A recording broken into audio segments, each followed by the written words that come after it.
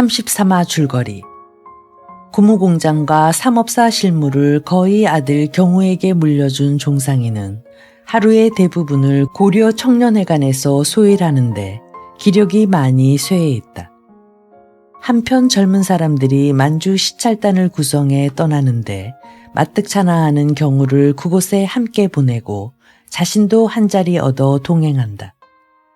시찰단 일정이 끝나고 종상이는 따로 태남이를 만나는데 그들을 포함해 신영시 공 등 상해 임시정부와 만주 조선등지의 독립운동 자본을 대던 이들이 한꺼번에 일망타진 당하는 사건이 일어난다.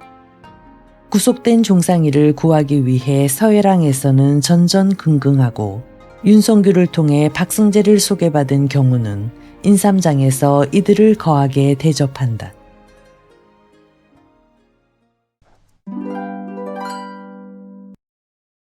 그럼 오늘은 독삼탕에다 목간을 시키면 되겠구나.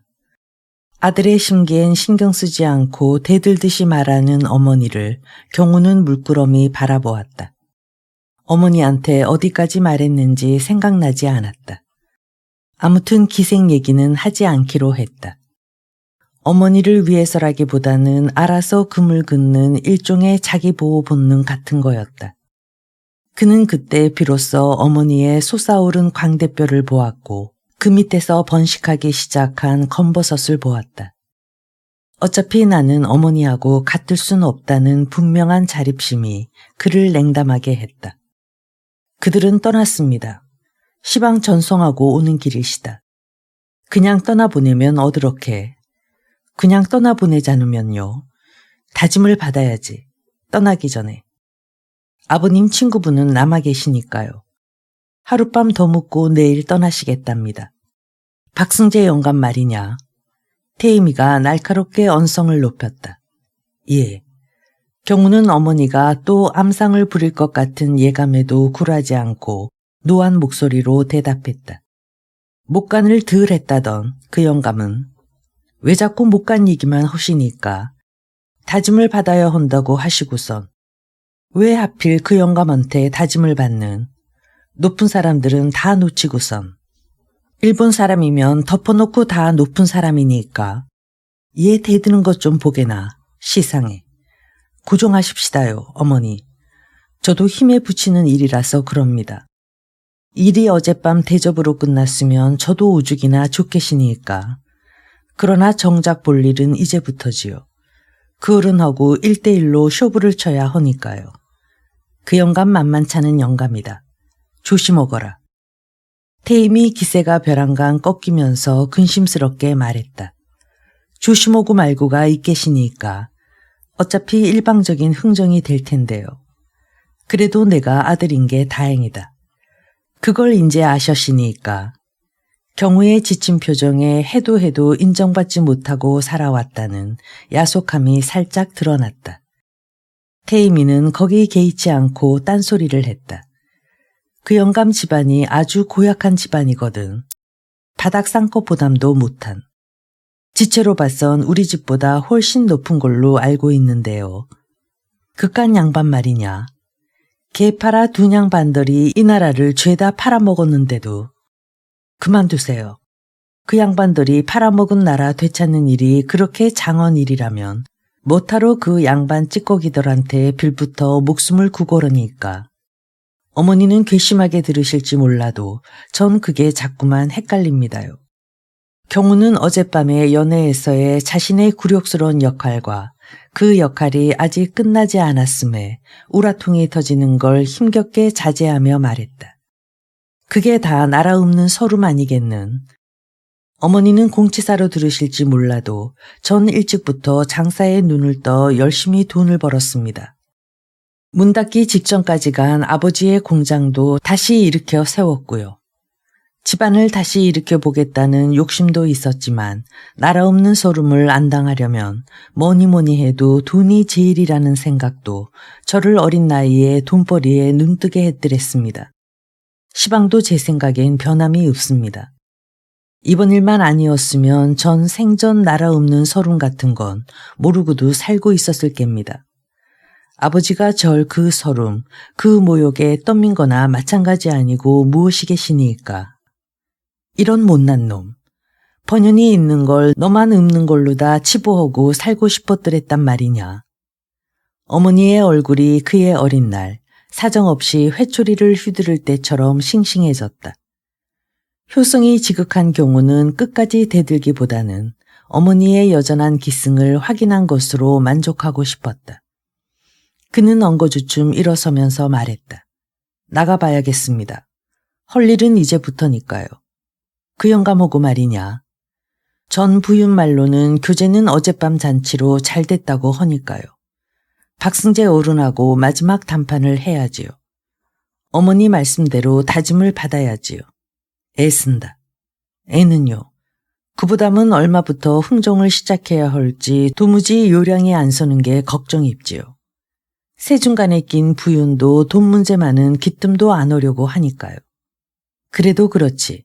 아버님 생사가 걸린 문제를 놓고 설라문에 흥정이 뭐냐. 본대 없이. 행여 그 영감 앞에서 시방 예서 얻으시 본대 없이 굴면 못 쓴다.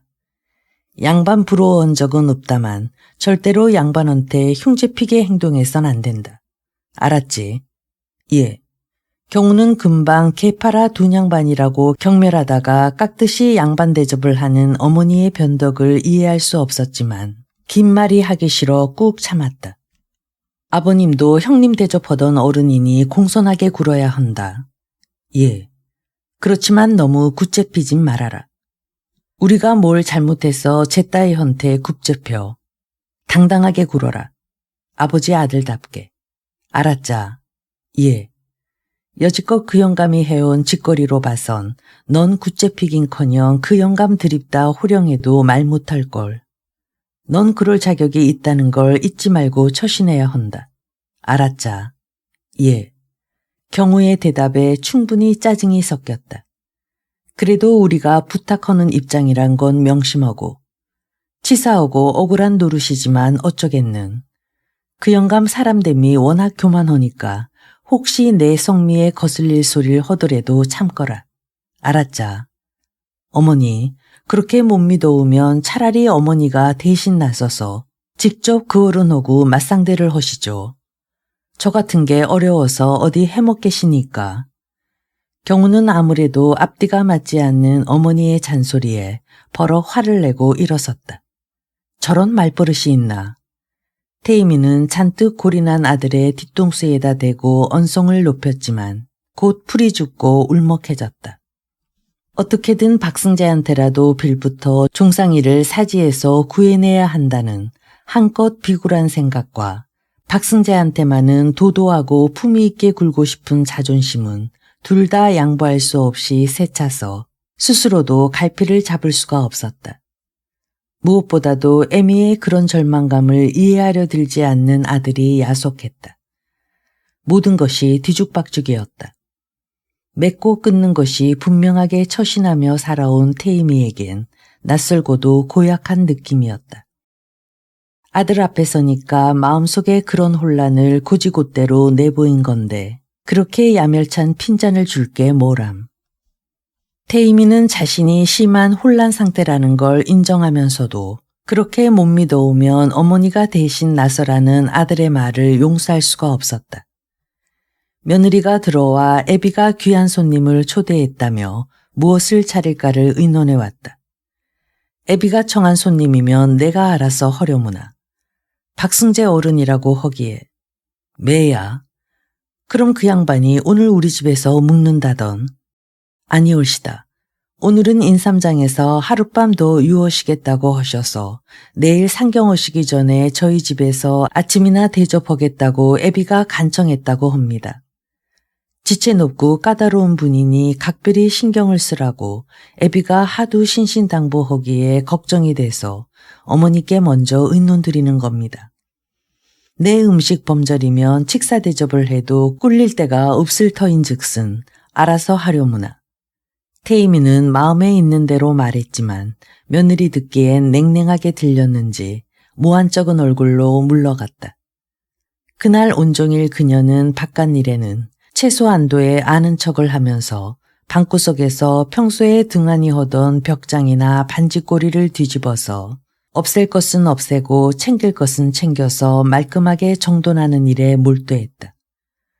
그러는 중에도 어머니가 대신해보라는 경우의 빈자는 수시로 떠올랐다. 생각할수록 괘씸했지만 그로 인하여 일손이 더뎌지거나 맥이 빠지진 않았다. 되레 그 생각이 날 때마다 없는 기운이 솟아 수장계 밑바닥도 뒤집고 새로 들여놓은 신식 의거리의 서랍 속도 뒤집었다. 그렇게 야속하던 빈잔이 자꾸 되뇌이는 동안 피할 수 없는 사명의 암시처럼 그녀의 의식에 뿌리내리기 시작했다. 해질 무렵 그녀는 인삼장으로 박승재를 찾아가 맞부딪히지 않으면 안 될 것 같아 안절부절을 못했다. 세상에 망측해라. 노경에 접어들었다고는 하나 외간 남자가 혼자 묵고 있는 여간방에 여염집 여자가 혼자 찾아간다는 건 누가 보기에도 망측한 노릇이었다. 망신살이 뻗쳐도 분수가 있지 어떻게 감히 그런 생각을 할 수가 있단 말인가. 태이미는 자신의 마음의 변덕을 이해할 수도 없었지만 노연할 수도 없었다. 아침나절까지만 해도 생가망가 하던 생각이 이제 피할 수 없는 운명처럼 그녀를 조였다. 며느리가 식개밥을 해다가 아랫목에 묻고 손포대기를 빈틈없이 둘러놓고 나가면서 밥풀이 떠오르나 봐달라고 했다. 내일 손님 대접할 때 쓸 것인 듯 했다. 걱정 말라고 해놓고 나서 그녀는 경대 앞에서 머리를 정성 들여 빗었다. 그러나 머리 기름을 바르거나 얼굴에 화장을 하진 않았다.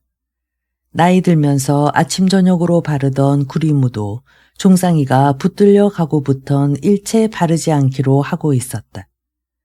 가을이 깊어서 그런지 가뜩이나 수척한 안색이 까실하고 메말라 보였다.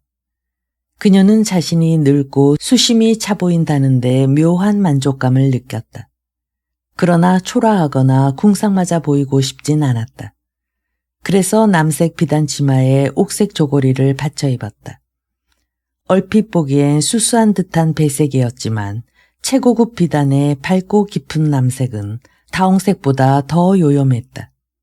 순백의 레이스 숄까지 두르고 그녀는 종종 걸음으로 집을 빠져나왔다.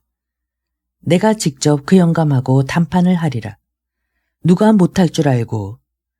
이제 그녀는 아들의 핀잔을 고가워하는 마음도 없었다. 박승재를 만나서 뭔가 악기를 짓고 싶은 건 그녀가 오랫동안 심중에 품어온 응어리였는지도 모른다. 서해랑 집에서 고려동의 인삼장까지는 처음 가보는 길이었지만 남에게 길을 묻거나 헤맬 필요는 없었다. 워낙 유명해서 서울 가서 청도부 찾는 것만치나 수월했다. 태이미는 잠시 매점 앞에서 머뭇거렸다. 선물용으로 판매하는 비누, 화장수, 과자, 차 등이 온통 인삼 일색이었다. 그 중에는 그녀가 산시기를 시켜 경영하는 산업사 제품도 있었고 그녀가 고안해낸 발명품도 있었다. 산포에서 나는 건 인삼꽃이나 잎까지 알뜰하게 이용하는데 그녀는 송구자적 역할을 했다고도 볼 수 있었다. 무심히 버릴 수도 있는 것에다 고가의 상품 가치를 창출해냈다는 건 그녀의 은근한 자랑거리였다. 그러나 그 고가의 상품들이 박승재 같은 족속에게 아양을 떨며 진열돼 있는 현장을 보면서 그녀는 배알이 뒤틀리는 듯한 갈등을 느꼈다. 나는 이윤을 추구했을 뿐이라고 변명을 해보아도 조금도 위로가 되지 않았다. 그녀의 인삼에 대한 외경은 그만큼 뿌리가 깊었다. 박승재가 일행으로부터 쳐져 하루를 더 묵기로 한 건 저들처럼 메인 몸이 아니라는 지극히 자연스럽고 한유한 구실이었지만 그들끼리는 그렇게 하는 게 상례였다. 청탁에 있어서 다리가 있어서 좋은 건 서로 언제든지 시침을 뗄 수 있도록 직거래를 피할 수 있다는 점이었다. 저녁을 먹고 나서 또 한 차례의 목욕 후 따끈한 인삼차를 마시는 박승재의 만족감은 한껏 고조돼 있었다. 경우는 그가 소문으로 듣던 것보다 더 만만한 애송이었다. 돈은 돈대로 쓰게 하고 생전 은인으로 추앙받을 자신이 있었다. 갯골을 풀 미색을 소개해 드리고 싶다고 떠둥거리며 말하던 경우 생각이 났다. 그런 일을 생전 처음 해본다는 티가 역력했다. 애끼 이 사람, 늙은이 놀리지 말게. 이렇게 피차 부끄럽지 않게 대범하게 거절한 건 또 얼마나 잘한 일인가. 그러나 아침상에서 한창 나이의 호색한들이 어젯밤 끼고 잔 기생에 대한 온갖 해괴하고 외설스러운 품평을 하는 소리를 듣고 나서 어쩔 수 없이 달뜬 마음은 아직도 고요하달 순 없었다. 그러나 그의 한껏 문란해진 상상력이 농하는 계집은 그런 화류계의 여자도 서울에 남아있는 야죽의 댁도 아니었다. 중상이의 후행으로 따라가 초래청에서 처음 본 태임이의 모습은 이젠 몽롱했다.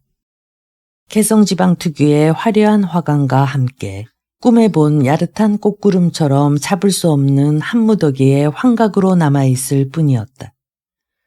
그보다는 통감부의 관리가 된 후 스스로의 출세에 도취하여 한껏 으스대며 방문했을 때의 태임이의 교만하고 요요한 모습은 어제런듯 생생했다.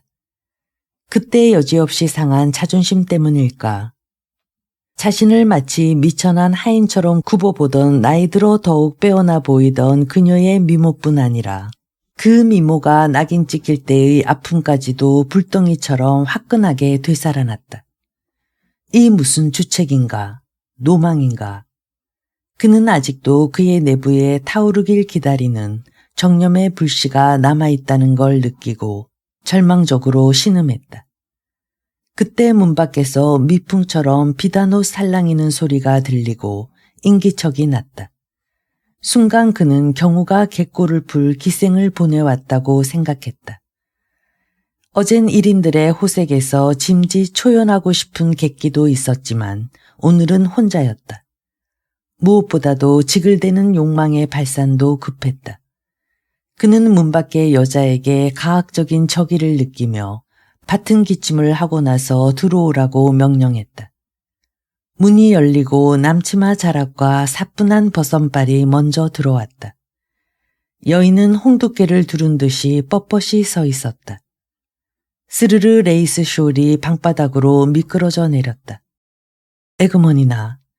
그제서야 여인은 허리를 굽혀 소를 집어 개키면서 좌정했다. 처음에 승재는 여인이 누군지 알아보지 못했다.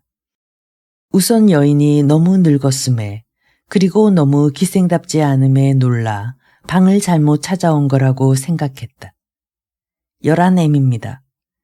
태임이 떨리는 목소리로 자기소개를 하자 승재는 비로소 온몸이 감전된 듯한 전율을 느꼈다.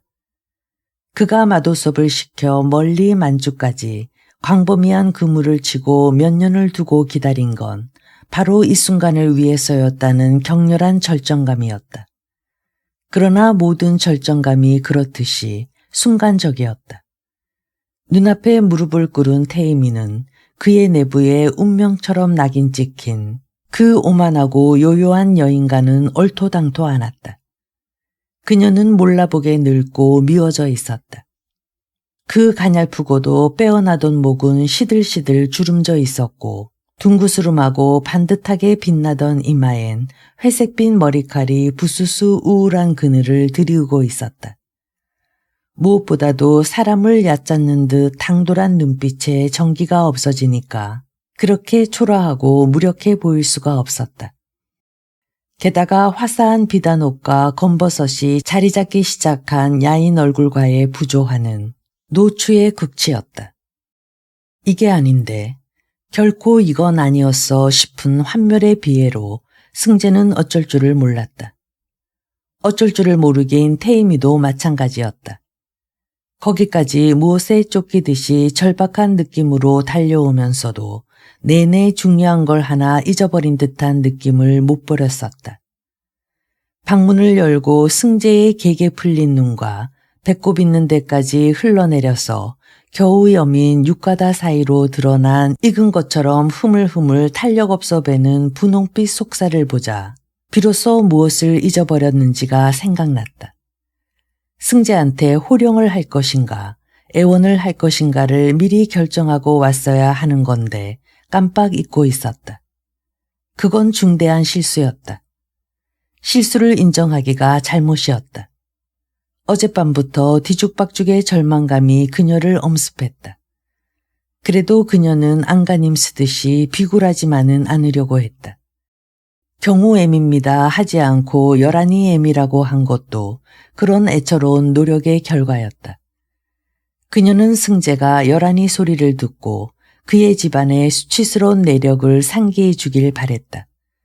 그러나 승재의 경직된 표정은 미동도 안 했고 태임이는 마침내 이면체면 볼 거 없이 정직해지기로 작정했다.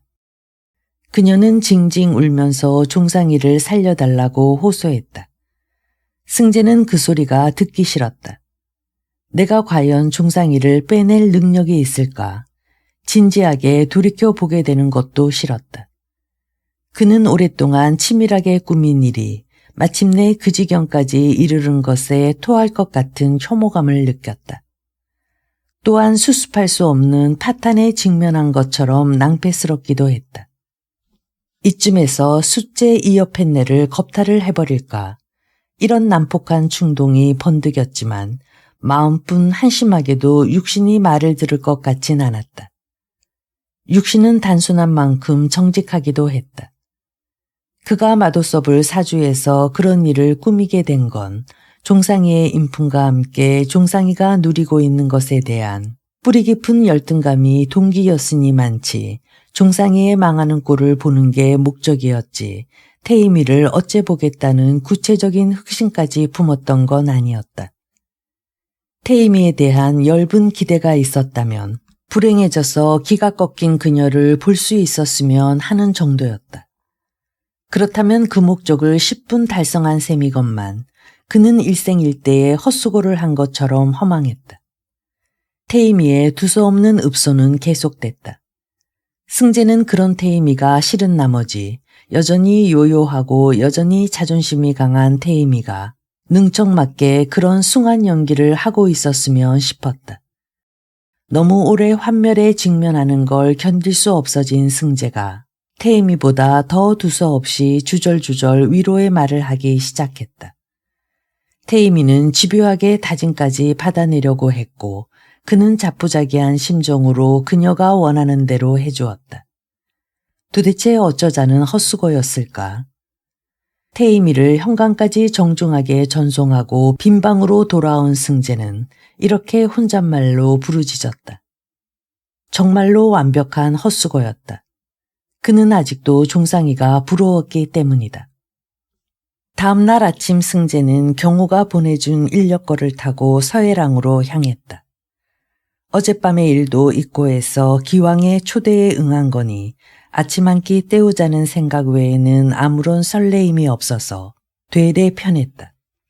그러나 날씨도 유난히 청명하거니와 달리는 인력거에서 내다본 거리가 방금 씻어놓은 듯이 정결해서 차츰 기분이 좋아지기 시작했다. 그가 경우의 마중을 받으며 주위의 밝음이 하도 눈부셔 손바닥으로 이마를 살짝 가리며 인력거에서 내릴 때였다. 머리에 흰 무명수건을 쓰고 역시 새하얀 치마 저고리에다 행주치마를 두른 부인이 골목을 들어서고 있었다.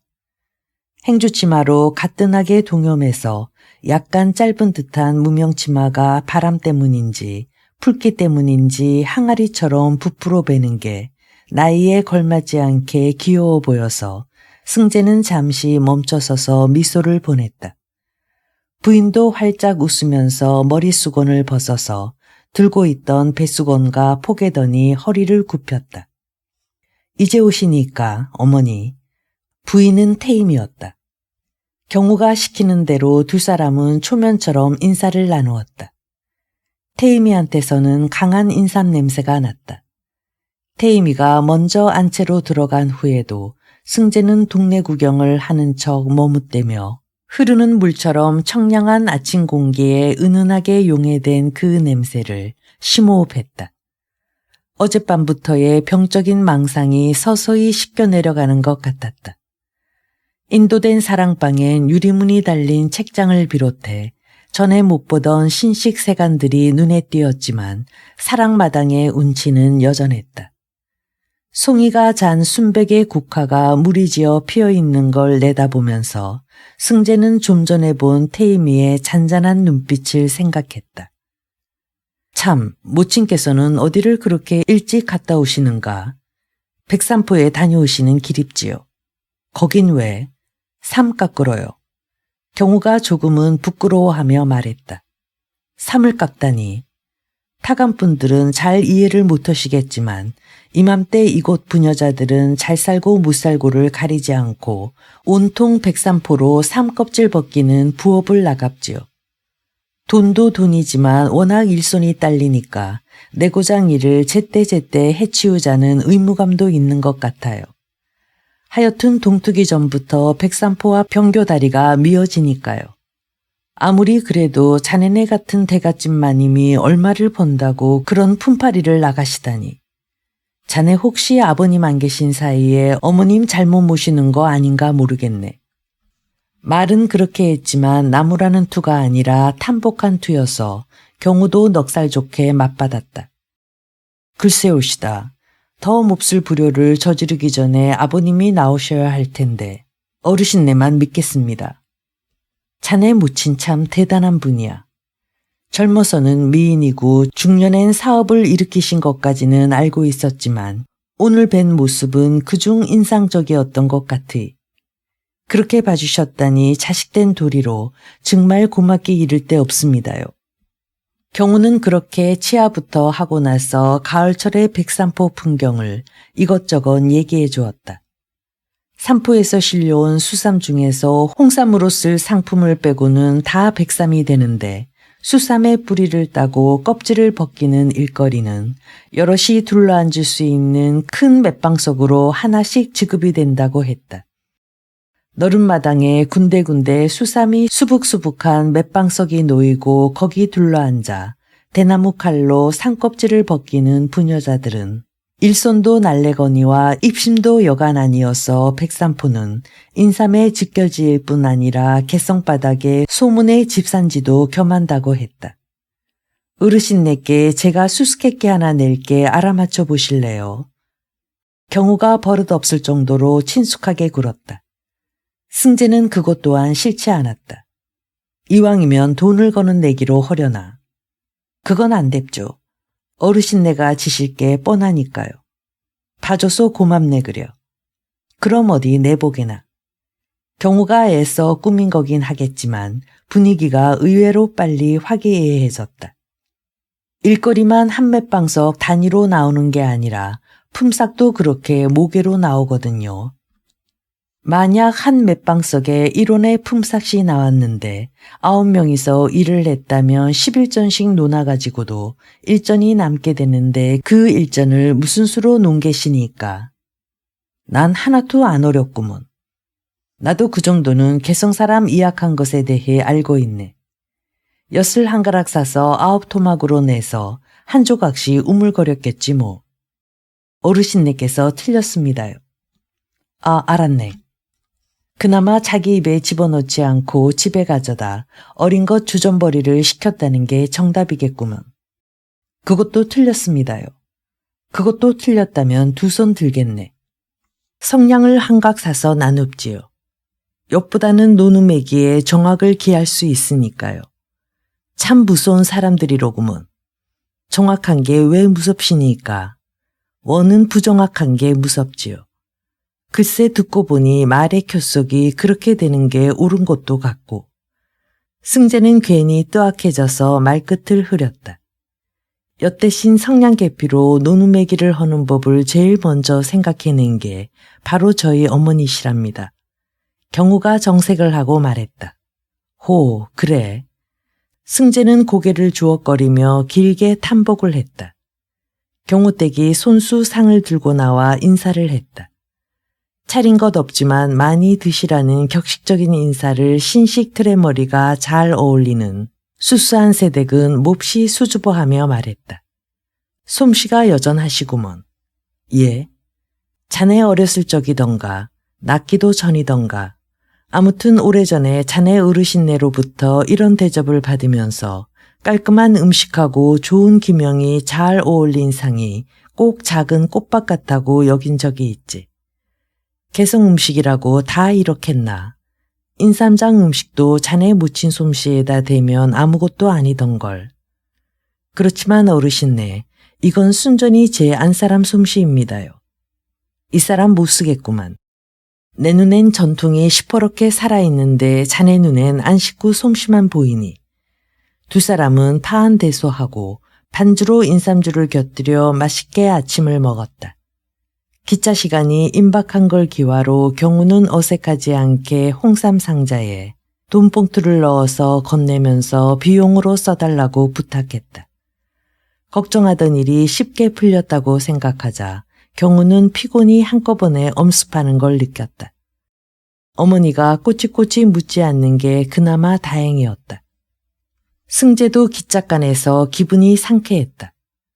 오랫동안 그의 내부에 끈적한 앙금처럼 가라앉아 있던 정욕에서 비로소 자유로워진 느낌이었다. 묘한 희열이었다. 그는 자신의 희열에 도취한 나머지 자기가 마냥 선해진 것처럼 느꼈다. 그는 친구를 위해 최선을 다하리라 다짐했다. 그리고 그 나름으로는 최선을 다했지만 풀어주기를 거두는 건 올가넣기를 거두는 것처럼 쉽지가 않아서 종상이는 태남이 신영감 등과 함께 검찰로 넘어갔고 재판에서 2년의 실형을 언도받았다. 태남이와 신영감은 각각 5년씩이었다. 그런 고초를 겪는 동안 가족이 면회하고 차입하는 데 편의를 본 게 그나마 승재한테 돈 쓰고 빌붙어서 얻은 혜택이었다. 승재의 실력에 대한 실망은 종상인의 가족보다는 승재 본인이 더했다. 형이 확정된 후에도 무슨 수가 있을 거라고 희망을 버리지 않도록 부추긴 것도 가족에게가 아니라 자신을 향해서였는지도 모른다. 승재가 희망을 버리지 않고 손을 써본 게 적중했는지 워낙 병이 위중했던지 종상이는 1년도 안 돼 병보석으로 풀려났다.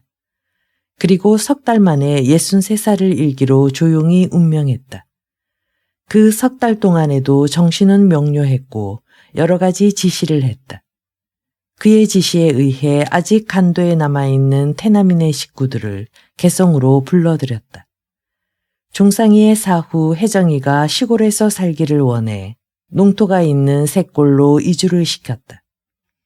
혜정이는 경성을 지긋지긋하게 여겼기 때문에 태남이 옥바라지는 주로 태임이가 맡게 되었다. 열한이가 소홀해서 잘 살고 있어서 여러모로 편했다. 태임이에게 경성 열한이네는 더할 나위 없이 편안한 휴식처였다. 열한이는 효성이 지극했고 사위 상철이는 싹싹하고 부침성이 있었다. 무엇보다도 열한이네는 넉넉했다. 태임이 역시 부잣집에 태어나 여지껏 부자 소리 들으며 살아왔지만 쌀 한 톨 동전 한 입도 허투루 쓰지 않는 근검절약이 몸에 배에 있었다. 장속에서 몇십 년 묵은 비단이 피륙제 조미 먹어 못쓰게 될지언정 살갗에 닿는 속옷이나 안감, 이불호청에 명주를 써본 일이 없는 게 그녀가 어려서부터 보고 배운 살림의 법도였다. 미덕임을 의심해 본 적이 없는 그런 절제의 습관까지 어리석기 짝이 없는 헛수고였다 싶은 게 남편을 잃고 난 후에 태임이의 심경의 변화였다. 살림만 알뜰하게 한 게 아니라 장사는 또 얼마나 영악하게 했던가. 그렇게 열심히 벌고 아껴서 독립운동 자금 될 적에 영화를 바란 건 아니었다 해도 뒤끝이 고작 남편의 죽음과 동생의 감옥살이일 줄이야. 분하고 억울할 법도 한데 그렇지도 않았다. 그냥 허망했다. 나이 탓인지도 몰랐다. 오래도록 젊어 배는 사람이 흔히 그렇듯이 태임이도 요 몇 달 새 폭삭 늙어버렸다. 그런 어머니에게 열한이는 극진했다. 본처는 정식으로 이혼을 해줬을 뿐 아니라 일본 유학 가서 재혼까지 했건만 열한이에게 늘 첩이라는 손가락질이 따라다녔다. 호적에 올라봤댔자 그 보수적인 고정의 편견은 끄떡도 안 했다. 자연히 개성 땅이 싫어서 시집하고도 친정하고도 멀리 지내는 동안 쌓인 그리움과 회한을 겸한 효도였다. 마음뿐 아니라 물질로도 넉넉한 효도는 태임이에게 크나큰 위로가 됐을 뿐 아니라 기력 회복에도 여간 도움이 되지 않았다. 늙은이하고 아이는 괴는 대로 간다라는 옛말이 그르지 않았다. 게다가 규모 있게만 살아온 지난날에 대한 회의와 반발도 있고 해서 약간은 해퍼 보이는 딸네 집의 넉넉한 살림이 그닥 눈에 거슬리지 않았다. 지난날의 태임이 같으면 어림도 없었다. 딸 잘못 길렀다고 짚고 넘어갈 만한 허물도 오히려 내가 헛살았지 싶게 괜찮아 보였다. 꼭 끼는 옷만 입다가 넉넉한 옷으로 갈아입은 것처럼 편안한 김에 태임이는 태남이 옥바라지를 핑계로 개성보다 경성에 머물러 있는 날이 더 많았다. 옥바라지라야 일주일에 한 번 면회를 하고 안부를 확인하고 허용된 한도 내에서 돈이나 물품을 차입해주는 일이었지만 여느 파렴치범이나 사상범은 누릴 수 없는 특별한 호강이었다. 태남이가 옥중에서나마 그런 호강을 할 수 있었던 것은 태임이의 유별난 우애와 집착 때문도 있었지만 뭐니 해도 박승재의 덕이 컸다. 태임이가 남편의 구명을 위해 글강외듯 상성을 한 구인 타령이 태남에게 이르러 효력이 나타났다고나 할까. 그러나 그 또한 태남이 복이지 그 후 더는 박승재에게 청탁한 바가 없었다. 승재가 알아서 그 정도의 편의를 봐주고 있었다. 당하는 쪽에선 편의 정도로 느끼는 것이지만 현직 형무소장도 아니겠다.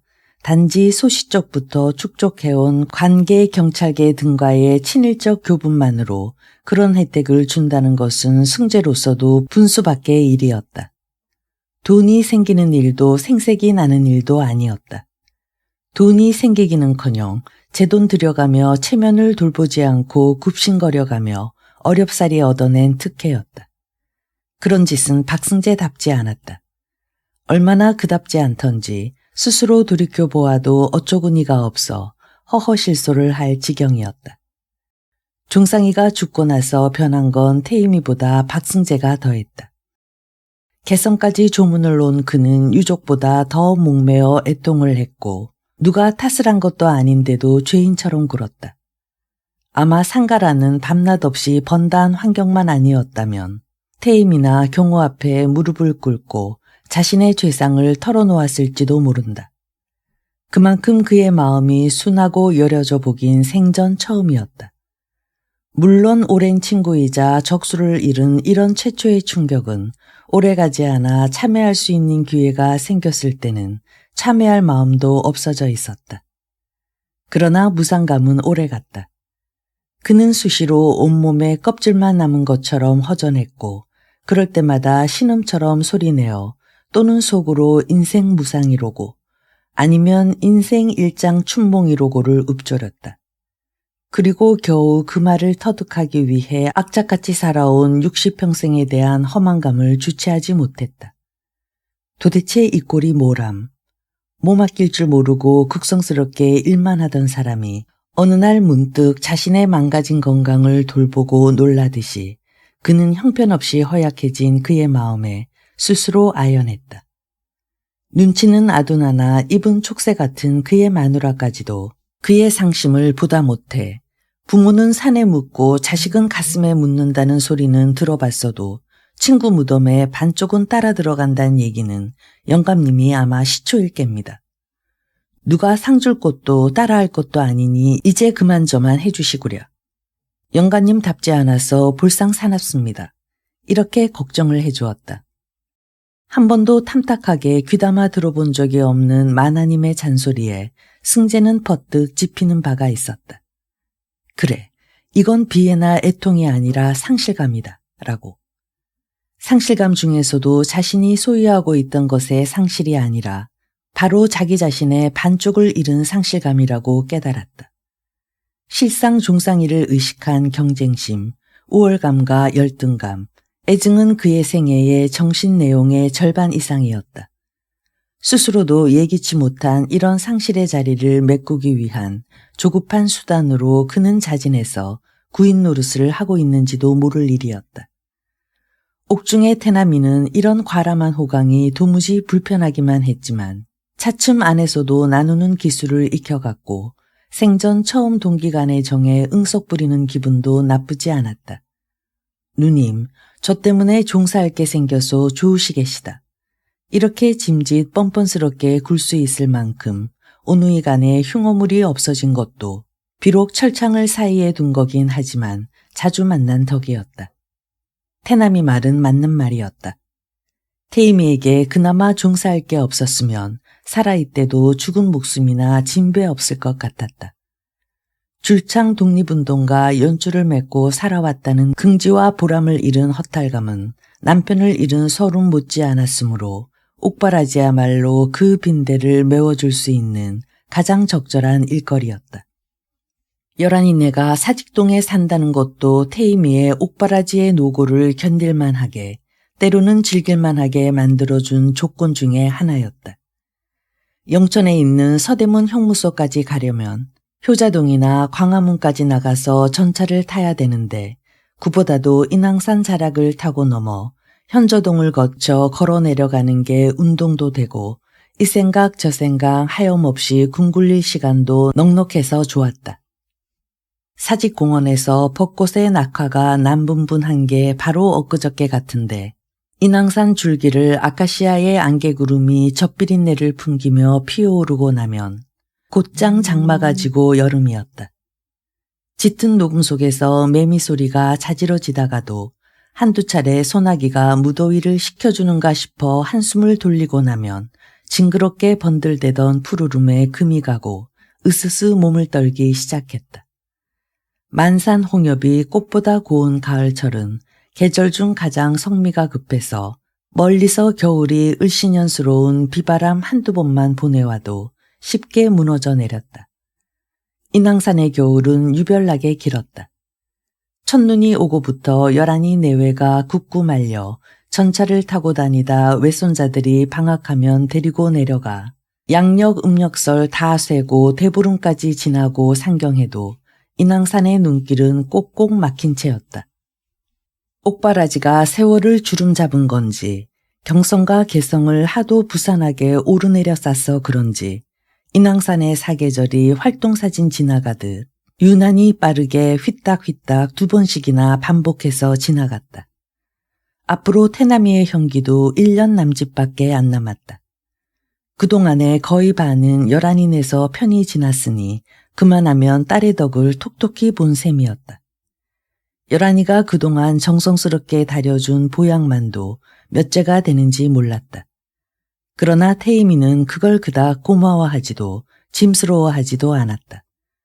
세월의 덧없음에 몸을 맡기듯이 딸의 보살핌에 편안히 의지하며 지냈다. 태남이의 형기가 끝날 때까지 그런 식으로 딸내와의 관계를 유지했더라면 피차 좋았을 것을 보약의 효용이 난 것은 몸보다 마음이 먼저였다. 어느 날 벼랑간 사이가 열한이를 부를 때 여보 당신 하지 않고 랑꼬라고 하는 게 귀에 거슬렸다. 일본에서 살림 차렸을 때부터 제 아내를 그렇게 부르는 건 상철이의 말버릇이자 애정의 표시였다. 느닷없이 장모님을 모시는 일이 잦아지면서부터 저희끼리 살 때보다 매사에 조심이 되어 툭하면 터놓고 희덕대던 부부간의 희락도 많이 신중을 기했으니까 랑꼬라고 부르는 것도 저절로 삼갔을 것이다.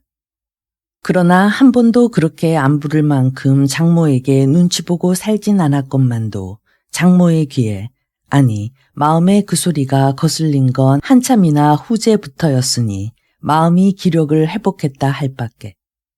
그 한마디가 도무지 가짱고 망측하게 들리기 시작하자 못마땅한 게 한두 가지가 아니었다. 태임에게 있어서 마음의 기력이란 곧 옳고 그름에 대한 탄력성 같은 거였다.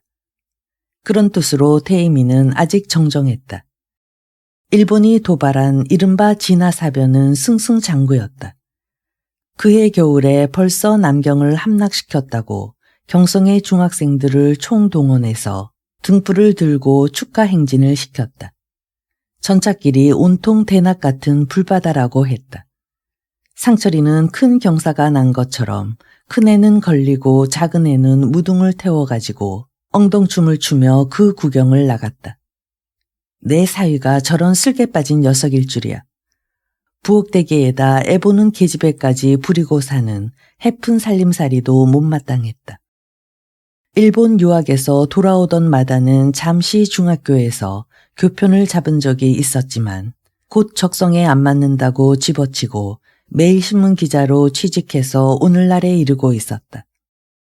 월급쟁이로 그 정도로 살 순 없을 테고 부자 아버지 덕일 게 뻔했다. 아버지가 미리 분재해준 토지에서 나는 수출만도 기백석은 된다고 했다.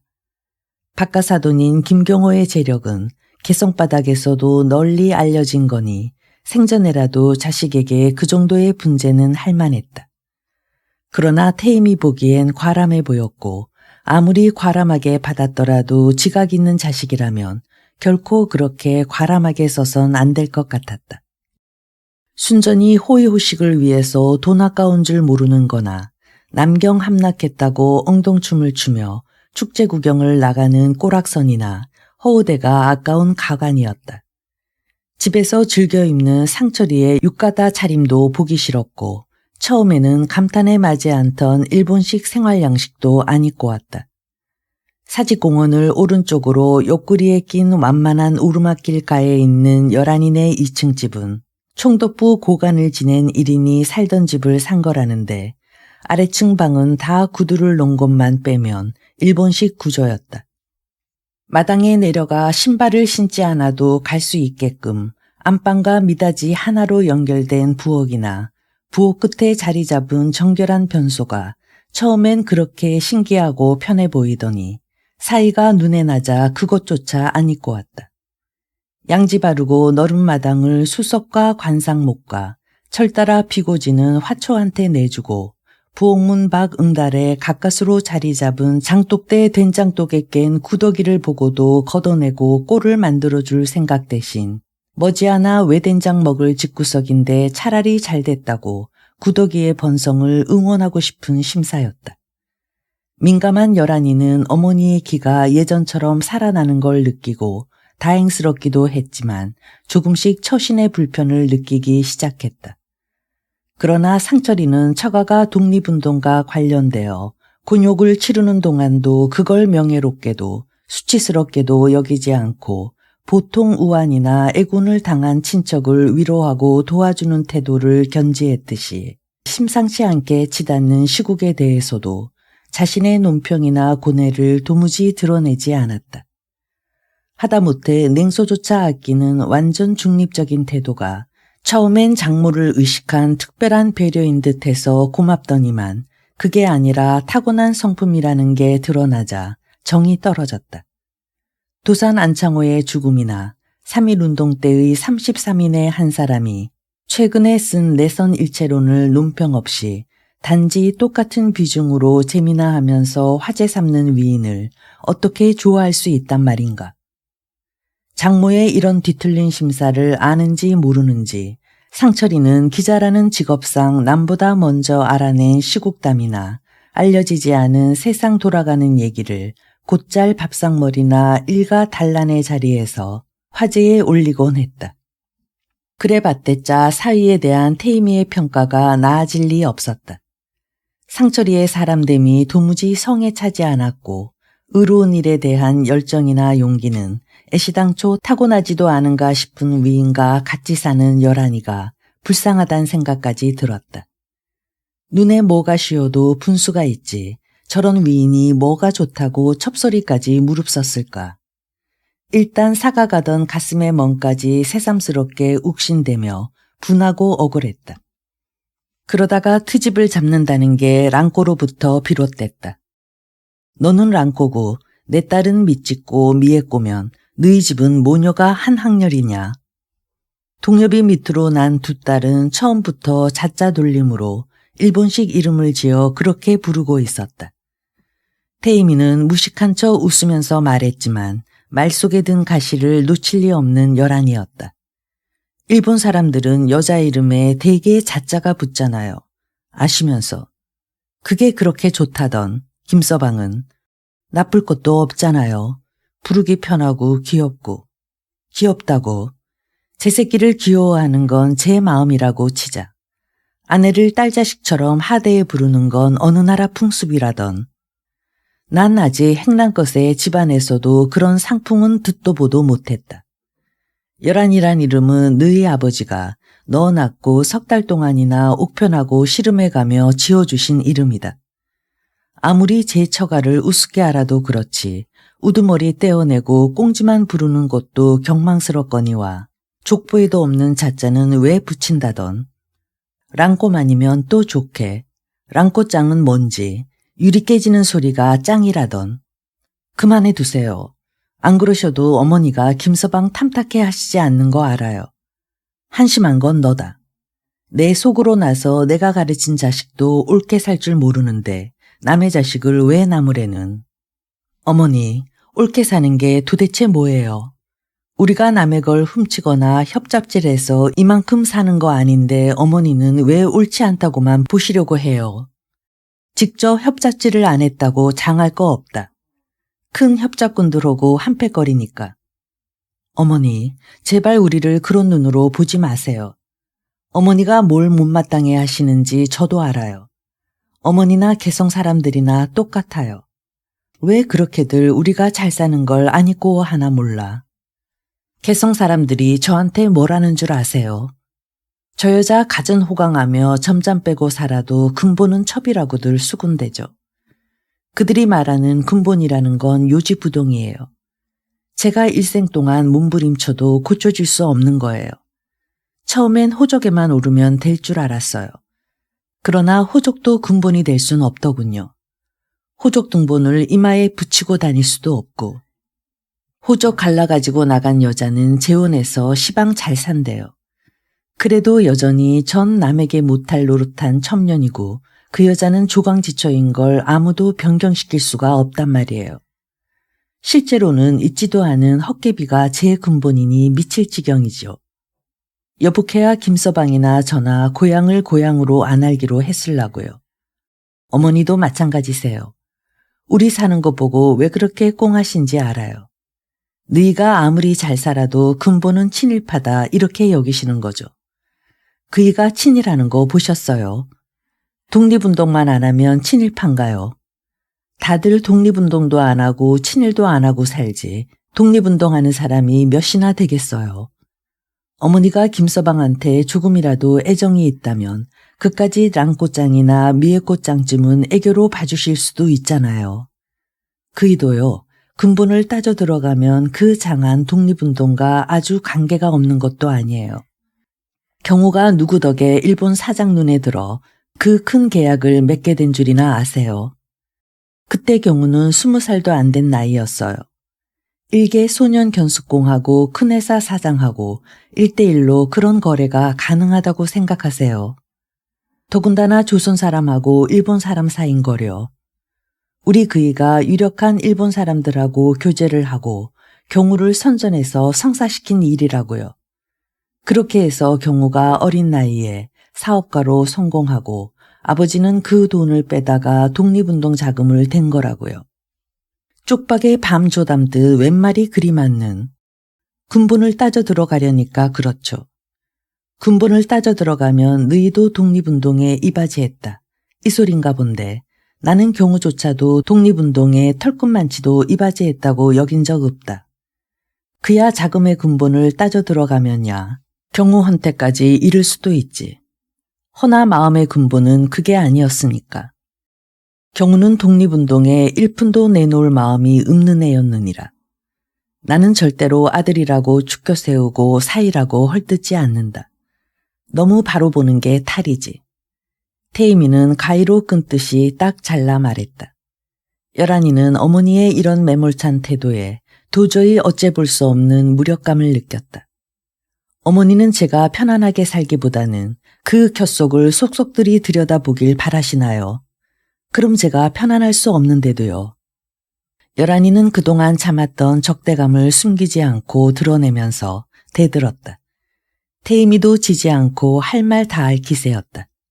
너희만 편안하면 제일이냐. 남의 이목이 불편해할 걸 생각한다면 최소한도 꼴불견으로는 살지 말아야 할 게 아니겠는. 랑꼬짱 미이꼬짱 소리에 불편해할 사람이 어머니 말고 또 누가 있다고 그러세요. 또 어머니 보기에 꼴불견이라고 해서 세상 사람 눈에도 그러리란 보장도 없는 거고요. 그래, 미이꼬짱은 참아주자고 치자. 요샌 동엽이한테도 도우짱이라고 하더구나. 내가 학교는 안 댕겼어도 세상이 하망직하니 기동량만으로도 대강의 일본말은 알아듣는데 아버지가 오또상 아니냐. 아빠라고 어리광 부릴 땐 도우짱이고 동엽이는 중한 맏자식이다. 쌍껏 중엔 애비호고 아들하고 맞담배 피는 망종도 덜어 있다고 들었다만 아들도 애비에게 도우짱, 애비도 아들에게 도우짱 한다는 소린 내 생전 금시초문이다. 부자간에 서로 요놈저놈식으로 맘먹는 것도 외놈식이니까 좋다면 아주 문패꺼정 외놈식으로 갈아붙이지 그러냐. 우리 집안은 외놈 다 됐습니다 허구. 어머니, 이제 더 하실 악담은 없수. 못할 것도 없죠. 문패 아니라 호적은 못 가려고요. 일본 사람 될 바엔 철저하게 돼야죠. 여란이도 지지 않고 극한적인 말로 대받았다. 그러나 모녀가 다 그로부터 3년 안에 사직동 김상철네 집 문패가 정말 가나움이 됐수요로 바뀔 줄은 꿈에도 몰랐다. 물론 여란이도 가나움이 랑꼬가 되었다. 랑꼬는 단순한 애칭에서 당당한 호적상의 이름이 된 것이다. 모녀가 다툰 게 그러니까 조선의 창씨제도가 강제되기 3년 전쯤이었다. 딸 사이 외손주와 같이 지내는 게 편안치 않아지면서 면회 가는 횟수도 일주일 간격에서 열흘 간격으로 다시 한 달 간격으로 점점 뜸해져 갔다. 한 달 만에 상경했어도 딸네 집에서 하루 이틀 이상 묵지 않았다. 그렇다고 서해랑 집에서 진득하니 안방마님 노릇도 못했다. 남편 수발로부터 노연하던마다 살림을 곡간 열쇠까지 몽땅 며느리한테 내주고 나서 이태나 넘어 밖으로만 겉돌다가 돌아온 내 집은 이미 살림 주장이 며느리한테 넘어가 있었다. 다시 살림 주장이 하고 싶어서가 아니라 말 한마디도 참견이 되는 처지가 서글퍼서 도무지 집에 정이 붙지 않았다. 옥바라지는 핑계고 그동안 집에 붙어있기가 싫었을 뿐이라는 생각도 들었다. 자연히 샛골에서 농사꾼으로 변신해가는 혜정이한테 가서 보내는 날이 늘어갔고 그동안이 무엇보다도 행복했다. 왠지 혜정이하고는 못할 말이 없었다. 후초로 들어온 이에게 전처 얘기를 삼가는 것은 걔가 한 이에게 전 시집이나 전 남편 얘기 안 하는 것과 마찬가지로 상식이건만 혜정이하고는 그런 상식에 구애될 것도 없었다. 혜정이는 개가를 해서 후초로 들어왔으니까 말 잘못하지 않도록 신경 써줘야 할 악조건 2가지를 겸비했달 수도 있건만도 그러했다. 경수네비가 부모덕은 없어도 처덕이 있는 게 얼마나 다행인지 모른다네. 자네도 알지. 나하고 경수네비가 이부 남매간이라는 것. 이복 형제는 흉이 아닌데 이부 형제는 왜 그리 우세스러웠던지. 우리 어머니가 경수네비 베고 낳느라 당한 수치와 형벌은 모질기가 축생한테도 그럴 순 없는 거였다네. 제 속으로 낳은 자식 목 졸라 죽이지 않은 것만도 어머니가 보통 독한 분이 아니니까 할 수 있는 일이었다 싶은 게 그 무렵에 우리 집안의 형편이었지. 결국 그런 독한 분도 생목숨을 끊고 말았으니 부정에 대한 박해가 어드랬는가 짐작이 가지 않는가. 그러니 부모 덕이고 말고 따질 것도 없지. 목숨 부지한 것만이 천행이니까. 그렇지만 우리 할아버지는 특별한 분이셨어. 나한테 베푸신 자에도 유별났지만 가부 며느리의 실절도 이해하고 싸고 두셨으니까. 촌 구석에 맡겨놓은 경수네비를 찾아보시고 이름까지 지어주고 나서 뭐라고 덕담을 하신 줄 알아. 그 아이는 간혹 같더라고 하셨어. 그때 어린 마음이지만 그 말씀이 어찌나 듣기 좋던지. 두고두고 생각할 때마다 마음이 찬란해지곤 했지. 경수네비가 한때 못되게 굴 때마다 그 말씀이 위로가 되기도 했고. 경수네비 우리 집에 데려오고 나서 한동안 어찌나 못되게 굴었는지 말도 못해. 사람 되고 나서도 간혹 같단 생각은 안 들었어. 할아버지가 결코 빈 말씀하시지 않았다는 걸 알게 된 건 걔가 징역 살고 나서야. 철창 너머로 의젓한 경수네비를 볼 때마다 과연 관옥 같다고 감탄을 하게 된다니까. 할아버지는 어린 핏땡이한테서 어떻게 그런 희귀한 싹수를 알아보셨을까 몰라. 태임이도 언 앞날에 대해서보단 지난날에 대해 더 할 말이 많은 나이가 돼 있었다. 탁 터놓고 말해도 내 집안 흉될 것도 듣는 이의 인격이나 비위에 거슬릴 만한 것도 없는 편안한 말상대가 필요했고 혜정이는 적격이었다. 그녀는 자신이나 남의 과거가 드러나는데 담담하다가도 곧잘 맞장구도 쳐줘서 말할 맛을 나게 해주었다. 형님은 요새 알아보셨다지만 전 그 일을 보자마자 알아본걸요. 그래서 내가 경수네비 딴복은 몰라도 처복 하나는 타고났다고 안 했남. 경순이 생모는 옳게도 봤지. 그렇지만 옳게 오고 만났을 땐 경수네미가 이미 실성했을 때니까 잘 몰랐겠지만 몸성할 때는 참 좋은 여자였다고. 집안도 좋고 우리 집에 데리고 왔을 때는 경국이 뵀을 땐데 내 마음에 어찌나 탐탁했던지 태남이가 다 돋보이더라니까. 거기 비하면 옳게의 첫인상은 잘 생각도 안 나. 참 그때 여간으로 날 찾아왔을 땐 당돌하달까 건방지달까 아무튼 앞으로 상종할 여자가 못 된다 생각했지. 미안해. 그땐 아직 옳게가 박승재 영감의 자부였잖아. 그 영감네 붙이라면 치가 떨릴 때였으니까. 사람의 운명처럼 알 수 없는 것도 없을 거야. 그때만 해도 그 영감의 며느리가 우리 옳게가 될 줄을 어찌 알았겠어. 옳게도 보통 옳게야. 한 집안의 기둥인걸. 그건 결코 입에 발린 찬사가 아니었다. 태임이가 새골집에서 혜정이를 만날 때마다 탐복하는 건 혜정이가 그곳과 너무 잘 어울리는 거였다. 서울 장안 한복판에서 태어나서 서울의 명문 대가댁으로 시집가서 쫓겨나고 쫓겨난 끝에 간도까지 흘러가 태남이한테 개가하고서는 큰 상점의 안주인으로 변신한 기구한 과거가 있다고는 도저히 믿어지지 않았다. 마치 나와서부터 땅의 수능에 살아온 것처럼 편안하고 어울려 보였다. 그렇다고 직접 농사를 짓는 것도 아니었다. 노는 애초에 소작을 주고 있었고 삼포에는 서너 명의 일꾼이 붙박이로 붙어 있는 한편 일손이 딸릴 때는 수시로 품을 사고 있었다. 그러니까 감농 정도였고 텃밭을 손수 돌보는 것도 실은 힘에 부쳤다. 그러나 그녀는 많은 시간을 들에서 보내면서 농사일을 배우려고 애썼고 무엇보다도 즐겨서 하고 있다는 티가 역력했다. 혜정이 곁에는 늘 경순이가 붙어 다녔다. 몸은 처녀티가 완연하건만 겨우 똥오줌 가릴 정도의 지능에서 발달이 멈춰버린 경순이도 새골로 내려온 후 하루가 다르게 얼굴에 화색이 돌았다. 경순이를 보고 있으면 지능과 삶을 즐길 수 있는 능력과는 별개의 것이라는 걸 저절로 알 수가 있었다. 경순이는 시냇가의 미류나무처럼 구김살 없이 그곳 자연의 일부가 되어갔고 땅과의 완벽한 친화는 보는 사람한테까지 생의 즐거움이 옮아붙게 했다. 경순이가 텃밭에서 김을 매는 새엄마를 따라하거나 냇물에 발을 담그고 물장난치는 모습은 평화 그 자체였다. 여북해야 태임이는 새골 땅을 그들을 위해 예비한 것처럼 느꼈고 혜정이가 태남이 면회를 좀처럼 안 가려는 까닭도 새롭게 짚히는 바가 있었다. 혜정이 정도의 도량이라면 경성 땅의 연줄이나 지겨운 추억에 구애받을 리가 없었다. 경성 땅 밟기 싫다는 건 핑계고 경순이를 남에게 맡기지도 끌고 다니지도 않으려는 뜻이었다는 걸 뒤늦게 깨달은 태임이는 더욱 혜정이가 믿었고 좋았다.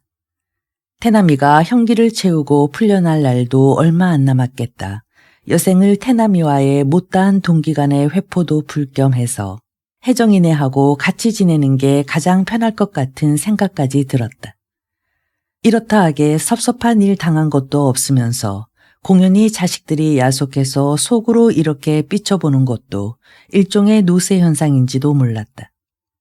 이래저래 뜸해졌던 태임이의 서울 나들이도 태남이의 형기를 반쯤 남겨놓게 되자 다시 신명이 나기 시작했다. 5년을 거진 채웠다는 대견하고도 지겨운 마음과 남은 반년에 대한 아슬아슬한 조바심이 새로운 정열을 북돋은 것 같았다. 그러나 열한이하고는 긁어부스럼으로 일단 덧난 사이가 회복되지 않아 여간에서 유하는 것처럼 최소한도의 신세밖에 지지 않았다.